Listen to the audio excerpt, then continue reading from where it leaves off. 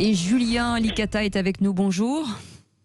Bonjour Cécile. Vous êtes fondateur de l'enseigne Pizza Così, un réseau de 25 pizzerias qui existe déjà depuis 10 ans que vous pouvez retrouver dans le sud de la France et dans le quart sud-est essentiellement aussi. Une bonne pizza pour vous, c'est avant tout la qualité de la pâte, c'est ça votre secret ? Exactement, il y a plusieurs secrets, mais avant tout, c'est vraiment la fabrication de la pâte et on tient à ce qu'elle soit faite en pizzeria, dans tous nos établissements, avec un levain naturel, avec des farines de qualité. Ça, c'est le premier secret, mais le second, c'est surtout que des ingrédients frais.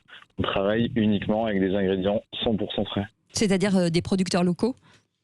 Exactement, dans la mesure du possible, on va chercher des producteurs locaux dans chaque département où on est présent, sur des fromages. Labellisés. Labellisés, exactement. À Montpellier, on va travailler avec du Pélardon, par exemple, ou à Lyon avec du Saint-Marcelin. Et on pousse aussi ceci sur des pizzas événementielles qu'on renouvelle toutes les 2 semaines. On va chercher des légumes, des charcuteries issues du terroir français.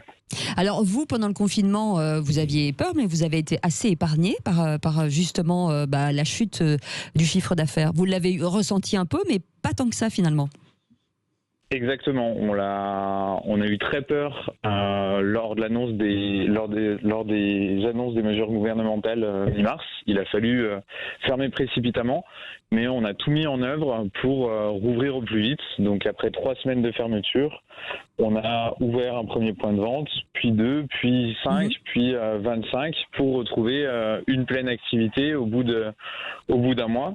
C'est vrai que la marque Pizza Così a 10 ans, mais le réseau a réellement 3 ans et en allait la pérennité du réseau Pizza Così si le temps de fermeture était trop important. Oui, parce que ça reste fragile au bout de 3 ans quand même. Est-ce que ça veut dire que les Français, pendant ce confinement, ont changé leurs habitudes ?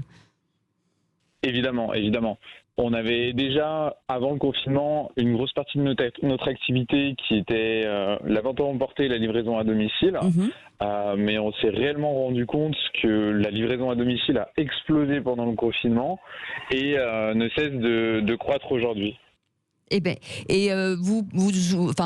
allez ouvrir, j'imagine, d'autres points de vente. Est-ce que ça veut dire que certaines personnes se sont dit, tiens, ça marche bien, ce serait sympa de s'investir, en tout cas, dans cette profession? Oui, c'est vrai que le snacking, comme on peut l'appeler aujourd'hui, donc la restauration rapide, oui. Mais de qualité. La restauration rapide de qualité, exactement. Fini le fast-food, on parle plutôt de fast-food aujourd'hui, attire énormément de porteurs de projets. Malgré le confinement, on a rencontré de manière complètement digitalisée des porteurs de projets pour leur faire découvrir notre concept et nos manières de travailler encore plus pendant cette période de confinement. Donc oui, la restauration rapide à emporter, à livrer est vraiment un secteur porteur pour les personnes souhaitant ouvrir une pizzeria en franchise. Une Pizza Così, ça s'appelle. Merci beaucoup Julien Licata d'avoir été avec nous. C'est bien de travailler aussi avec des gens qui font travailler les producteurs locaux et puis les produits AOC, parce que ça aussi c'est important. Ils ont un petit peu tiré la langue pendant ce confinement, un petit peu beaucoup d'ailleurs, et donc voilà, on leur envoie un petit coucou ce matin. Merci d'avoir été avec nous.